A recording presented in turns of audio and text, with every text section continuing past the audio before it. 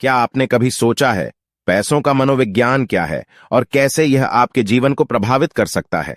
आज हम आपको लेकर जा रहे हैं एक ऐसी किताब के राज में जो पैसों के साथ हमारे भावनाओं का भी मनोविज्ञान खोलती है। नमस्कार दोस्तों, तो आज हम बात करेंगे the psychology of money book के बारे में, जिसे लिखा है मॉर्गन हाउसल ने। तो चलिए शुरू करते हैं। Number 1, no one's crazy. कोई पागल नहीं है। हर इंसान का नेचर और बिहेवियर अलग अलग होता है और हर इंसान का सोचने का नजरिया भी एक दूसरे से काफी अलग अलग होता है। लोगों के साथ उसका अलग अलग एक्सपीरियंस भी होते हैं और उसे बेसिस पर हम भी किसी पार्टिकुलर चीज के लिए अपना परसेप्शन बना लेते हैं। 2006 में अमेरिका में national bureau of economy research के द्वारा सर्वे किया कि यह पता लगाने के लिए कि ज्यादातर अमेरिकन इन्वेस्टमेंट्स किस तरह से करते हैं, तो इसमें एक चौंकाने वाली बात सामने आई। ज्यादातर अमेरिकन्स अपनी इन्वेस्टमेंट अपने लाइफ में हुए पास्ट एक्सपीरियंस से ही करते हैं, ना कि अपने फाइनेंशियल गोल के हिसाब से, यानी पैसों को लेकर बचपन से लेकर जवानी तक उसका जो भी एक्सपीरियंस था। अगर आपका बचपन महंगाई में गुजरा है तो आप अपने पैसे को बॉन्ड में इन्वेस्ट नहीं करेंगे, और अगर आपने बचपन में स्टॉक मार्केट को ग्रो करते हुए देखा है तो आप स्टॉक मार्केट में ही इन्वेस्ट करेंगे। और वहीं अगर स्टॉक मार्केट में लोगों को आपने नुकसान उठाते हुए देखा है तो आप स्टॉक मार्केट में इन्वेस्ट करना बिल्कुल भी पसंद नहीं करेंगे। ऑथर कहते हैं कि हमारे अंदर रिस्क लेने की पावर है, वह पावर हम अपने पर्सनल एक्सपीरियंस से ही लेते हैं, और यह पावर हमें एजुकेशन या हमारी इंटेलिजेंट की वजह से नहीं, बल्कि सिर्फ और सिर्फ हमारे पास्ट एक्सपीरियंस के वजह से ही मिली है।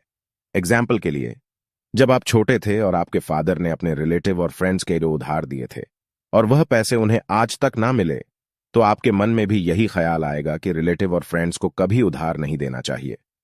एग्जाम्पल नो 2, यदि आपके पिताजी ने बैंक से लोन लिया है और उनको न चुकाने की वजह से उनके ऊपर फाइनेंशियल क्राइसिस आ जाए, तो आपके मन में भी यही डिसीजन आएगा कि हमें बैंक से लोन नहीं लेना चाहिए। यानी हम अपना फाइनेंशियल डिसीजन अपने एक्सपीरियंस से ही बनाते हैं। ऑथर कहते हैं कि हम पैसे को लेकर जो भी डिसीजन लेते हैं, इस डिसीजन को हम करंट मोमेंट से मिली इंफॉर्मेशन से जस्टिफाई करते हैं और इस डिसीजन को हम अपने यूनिक मेंटल मॉडल के हिसाब से ढाल लेते हैं। यानी एक इंसान जो भी अपना फाइनेंशियल डिसीजन लेता है, प्रेजेंट टाइम में उसके लिए वही डिसीजन सेंसिबल होता है और उसे यही लगता है जो फाइनेंशियल डिसीजन अभी वह ले रहा है वही उसके लिए बेहतर है। ऐसे लोग नॉर्मली मिस इन्फॉर्म होते, या उनके पास इनकम्प्लीट इंफॉर्मेशन होती है, या फिर उनको बहका दिया जाता है। पैसों के साथ हमारा बिहेवियर बड़ा ही क्रेजी और बचकाना चीजों से भरा होता है। जो आपके लिए पागलपन हो सकता है, वह चीज मेरे लिए सेंसिबल हो। असल में कोई भी पैसे के मामले में बेवकूफ नहीं है। हम सभी एजुकेटेड है। हम पैसे का इस्तेमाल अपनी लाइफ में हुए एक्सपीरियंस के हिसाब से ही करते हैं। इसीलिए पैसों के मामले में किसी को बेवकूफ या पागल मत समझिए। बस यह समझिए कि यह जो भी चीज कर रहा है वह अपने लाइफ में हुए पास्ट एक्सपीरियंस की वजह से ही कर रहा है। Number 2, luck and risk. इसे हम एक एक्स मेपल से समझते हैं। बिल गेट्स साल 1968 में जब एक स्कूल में पढ़ते थे, तो उसी समय पूरी दुनिया में 30 करोड़ सिमिलर स्टूडेंट्स थे जो हाई स्कूल में पढ़ाते थे। लेकिन पूरी दुनिया में द लेक साइड स्कूल कुछ ऐसे स्कूलों में से एक था जिसमें उस समय कंप्यूटर था। स्कूल के पास इतना पैसा और दूरदर्शिता थी कि उन्होंने अपने स्कूल के लिए कंप्यूटर खरीदा। बिल गेट्स और उनके दोस्त पॉल एलन लाखों करोड़ों बच्चों में से एक थे। वह लकी स्टूडेंट जिन्हें उस समय कंप्यूटर का एक्सेस मिला। बिल गेट्स ने यह बात ऑन रिकॉर्ड भी कही है, अगर उनका स्कूल लेक साइड नहीं होता तो शायद माइक्रोसॉफ्ट भी नहीं होता। इस तरह और भी बहुत सारे फैक्टर्स थे बिल गेट्स के सक्सेस होने के, लेकिन लक उनमें से एक था। बिल गेट्स के एक और दोस्त केंट एवंस की बात करते हैं। केंट एवंस बिल गेट्स और पॉल एलन के बेहतरीन दोस्त थे। उनके सभी कंप्यूटर एडवेंचर के पार्टनर थे। बिल गेट्स का कहना है, अगर केंट एवंस ने स्कूल खत्म किया होता तो वह निश्चित माइक्रोसॉफ्ट में फाउंडिंग पार्टनर होते। लेकिन केंट एवंस ने स्कूल खत्म ही नहीं किया। केंट एवंस स्कूल में ही एक माउंटेनियरिंग एक्सीडेंट के दौरान मारे गए। उन्होंने वो रिस्क फेस किया जो लाखों में से एक को फेस करना पड़ता है। माउंटेनियरिंग में लाखों लोग जाते हैं, लेकिन मरता लाखों में से एक ही है।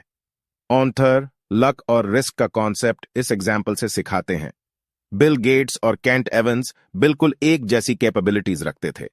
जहां बिल गेट्स लाखों लोगों में से एक बने जिन्होंने हद से ज्यादा सफलता प्राप्त की, जिसे लक भी कहा जा सकता है, वहीं कैंट एवंस लाखों लोगों में से वह एक इंसान बने जिन्हें लक का बिल्कुल ऑपोजिट रिस्क को फेस करना पड़ा। जहां शुरुआत एक साथ हुई थी, वहीं लक और रिस्क के कारण डायरेक्शन और फाइनल आउटकम्स बिल्कुल ऑपोजिट हो गए। यहां कहानी का मतलब यह नहीं है कि बिल गेट्स की अपार सफलता के पीछे सिर्फ किस्मत थी। किस्मत के अलावा और भी बहुत फैक्टर्स हैं, लेकिन यह कहना उचित होगा आपके एफर्ट्स के अलावा भी बहुत से फैक्टर्स होते हैं जो डिटरमिन करते हैं कि आउटकम क्या होगा, जो आपके कंट्रोल में नहीं भी होते। आपको सिर्फ इस बात पर विश्वास रखना है कि अगर आप फाइनेंशियली बहुत सफल हो जाओ तो यह मत मान बैठो आपने जो डिसीजन लिए वह सब सही रहे, तभी आप सफल हुए। आगे भी वैसा ही होगा। अगर आप फाइनेंशियल फेलियर का सामना करो तो यह मत मान लो जो आपने डिसीजन लिए सब गलत थे, इसलिए आप असफल हुए। सफल होते समय भी आपके डिसीजन हार्ड वर्क के साथ बहुत सारे फैक्टर्स थे जो आपके असफल होने पर भी आपके डिसीजन हार्ड वर्क के अलावा और बहुत सारे फैक्टर्स थे। सो आप सफल होने पर भी कॉन्शियसली आगे बढ़ते रहो, असफल होने पर भी सिचुएशंस और सर्कमस्टेंसेस को पीछे छोड़कर आगे बढ़ते चलो जब तक सभी फैक्टर्स आपके फेवर में आकर आपको सफलता न दिला दें। Number 3, never enough. मनी से रिलेटेड तीसरी सॉफ्ट स्किल को बताने के लिए ऑथर रजत गुप्ता का एग्जाम्पल देते हैं, जिनका जन्म कोलकाता में हुआ, जो एक अनाथ थे। ऐसे सर्कमस्टेंसेस में रहने के बावजूद 40 साल की उम्र में रजत गुप्ता दुनिया के सबसे प्रेस्टिजियस कंसल्टिंग फर्म मैकिन्सी के सीईओ बने। इसके अलावा भी बहुत सारे इन्फ्लुएंशियल रोल में भी वह रहे। साल 2008 में उनकी नेट वर्थ करीब $100 मिलियन थी। उतना पैसा उन्होंने इकट्ठा कर लिया कि अगर इतने पैसों को बैंक में रखकर उसकी इंटरेस्ट इनकम भी आए तो 50,000 प्रति घंटे बिना कुछ किए कमाए जा सकते हैं, वो भी 24 घंटे हर रोज। लेकिन यह भी उनके लिए काफी नहीं था।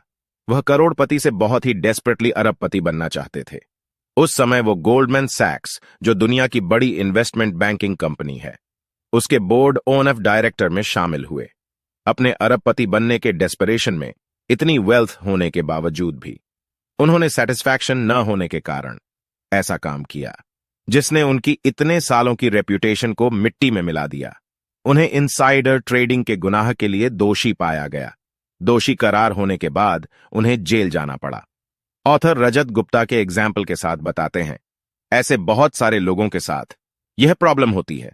एक फाइनेंशियल गोल अचीव करने के बाद वह दूसरा फाइनेंशियल गोल अचीव करना चाहते हैं। लखपति से करोड़पति और फिर अरबपति। कुछ भी उनके लिए इनफ नहीं होता। यह इनफ शब्द बहुत मायने रखता है। यह बताता है कि इंसान को फाइनेंशियली एक गोल पोस्ट बनाना चाहिए, ऐसा गोल पोस्ट जिसमें आपकी सभी नीड्स और रीजनेबल वांट्स पूरी हो सके। इसके बाद सब लालच है जो आपका पीस ऑफ माइंड खराब कर सकता है। तो सबसे जरूरी फाइनेंशियल स्किल है कि आप इनफ की डेफिनेशन जरूर बनाएं, उसके बाद रुक जाएं। पैसे से ज्यादा अपने परिवार और अपनी सुख शांति को ज्यादा। तो इस पुस्तक के माध्यम से हमने सीखा कि पैसे की साइकोलॉजी कैसे हमारे जीवन को प्रभावित करती है। आज का संदेश है, अपने सपनों की पूरी करने के लिए आपको अपने पैसों को समझना और नियंत्रित करना है।